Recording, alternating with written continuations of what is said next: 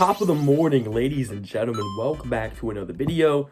I feel well rested and it's 3 p.m. Now, before we go into a little bit of a rant, by the time you're watching this Dusk Mane Necrozma is not in raids. However, that doesn't matter because there's some important things that I'm going to talk about in these raids in specific. So there's a bunch of info. If you watch to the end, you get all the info that you need for the wild area, before the wild area. Got you. So, bruh, I woke up at 7. Actually, I fell asleep at like 2:30, woke up at 7, went back to bed and slept some more. And I'm not gonna lie, it took a couple hours of me being awake to be able to really enjoy. I feel like I slept well. Now my circadian rhythm, or whatever you want to call it, it's cooked, but hey, who needs it, right? Alright, back to what we're actually talking about. Now, Dusk Mane Necrozma is actually pretty decent. It's a really good Pokemon in raids, but the main thing that's really cool about doing this is the fact that we get Necrozma candy. And Necrozma candy is fantastic because it doesn't have to be just the Dusk Mane Necrozma. It could also be for the Wings Necrozma, which I'd have to argue Wings Necrozma is a lot better. And I'm going to explain why so. I'll also explain some fun facts about Dusk Mane Necrozma. So if you have Dusk Mane Necrozma, got some facts for you. Now, it's going to be more than just raid info. Like, yes, Dusk Mane Necrozma is very good in raids. It's a really, really high-hitting Pokemon. However, there's also more to it. And it's honestly, in a way, the best way to give you a hint about it, it's literally, it could get you shinies. This is the best way I can put it.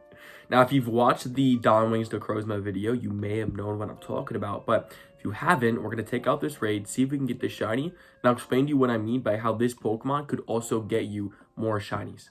Now, it's obviously not guaranteed, but you'll see what I mean. Now, with 5 people, we were able to take it out in 180 seconds, which is fire. I also want to talk about, I don't know if this was actually an occurrence. Like, I don't know if this was coincidence or like by the odds, you feel me? But when I did a raid, I did one Dusk Mane Necrozma before this. The Necrozma only attacked one time. Comparatively to the last time I did raids, they were attacking every couple seconds. So Scopely, if you're watching this and you heard about one of my last videos where I was complaining, that's the best way to put it, complaining about them attacking too much, and you did something, thank you. And for actually listening, because I was losing Pokemon because of how much the attacks were. Because there are some people in the comments were talking like you're supposed to throw it after they attack. That wasn't like the problem. The problem is it wouldn't stop attacking. So then I couldn't throw it all. You feel me? Like literally an entire like 5-10 seconds of straight attacking.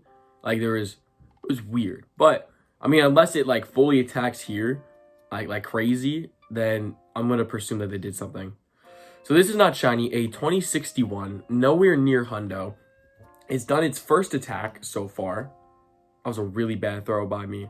But yeah, like, when I was catching the Necrozma before, it literally attacked one single time out of, like, I think it was 5 or 6 Pokeballs that I threw it.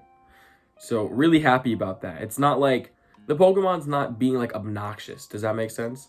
Like, I get it, the Pokemon should attack. I think that's actually kind of cool that it does. But, like, if it's, like, obnoxious, then it's, like, you know, like, that's, like, normal, I guess. But I'm still able to throw it. Like the Lugia thing I was dealing with, which maybe because it's a shadow Pokemon. Also, way easier to catch. W's. This was like really easy. No background. Also, yeah, that's not good IVs. We are transferring that boy. Alright, we're going to see if there's any raids. No raids at the moment. I'm going to talk about Wings Necrozma. So if you look up Necrozma, there's 2 different types of Necrozmas you could have. Either the Wings or the Dusk Mane. Now, Dusk Mane's pretty cool because if you use its ability Sunsteel Strike, for 3 Necrozma candies and 3,000 Stardust, you can use its adventure effect.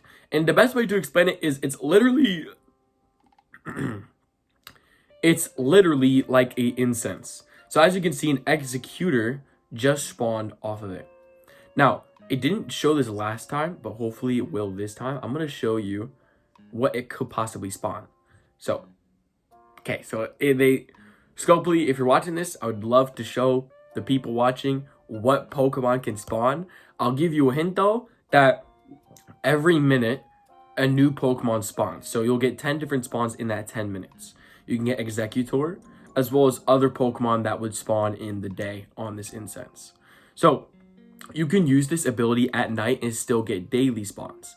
Just like how Necrozma, for example, the Dawn Wings, you can get stuff like Alolan Rattata, Clefairy, as well as other dark type Pokemon, Alolan Marowak, Rockruffs. You can get those even in the day, even though it's more of nighttime spawns. Does that make any sense? So you can get daytime spawns from this, nighttime spawns from this. And you can get these. Oh, Rockruff also spawns on this, which is really, really cool. And Rockruff's actually kind of a rare Pokemon. It does have a shiny boost, but it's really hard to get. The only way to get it in the game right now is through the Dusk Manes. So go for it. Try and see if you can get it shiny. Rockruff does have a perma shiny boost from the knowledge that I know. Dude, also, I'm not like trying to like flex or anything. I bought a lot of Pokecoins. I think I told y'all, like I usually spend I drop like at least $100 when it comes to the wild area. That's just like what I did last year. Actually, I spent more than that last year, but this year our limit's 100, hopefully. We'll probably buy this eventually. I just don't think the time is right to buy right now.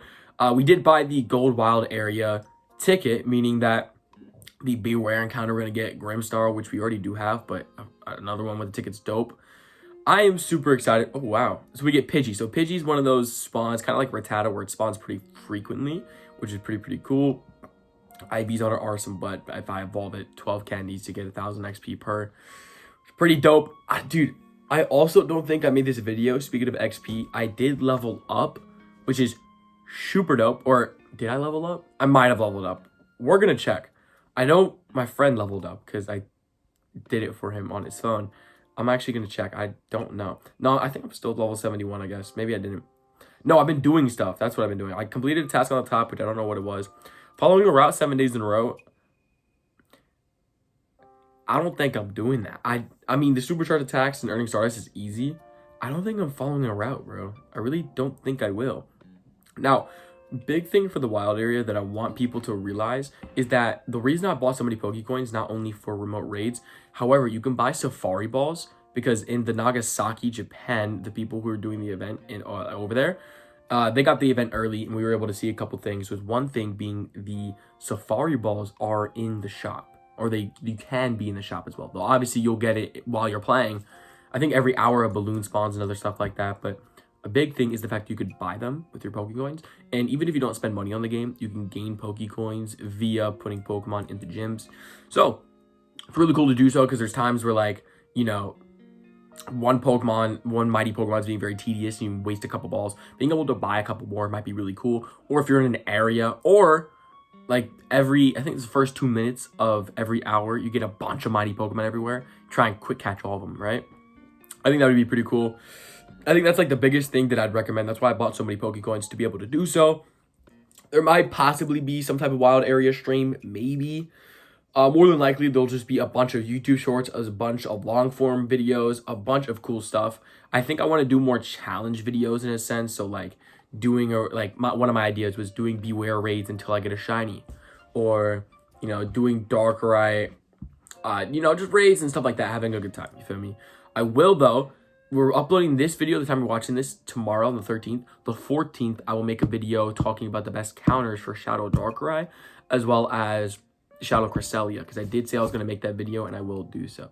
I want to thank you all so much for showing up. Hopefully this video was helpful for you, so you'll be able to get into the wild area as best as possible, gain everything you can, and have a great time playing Pokemon Go.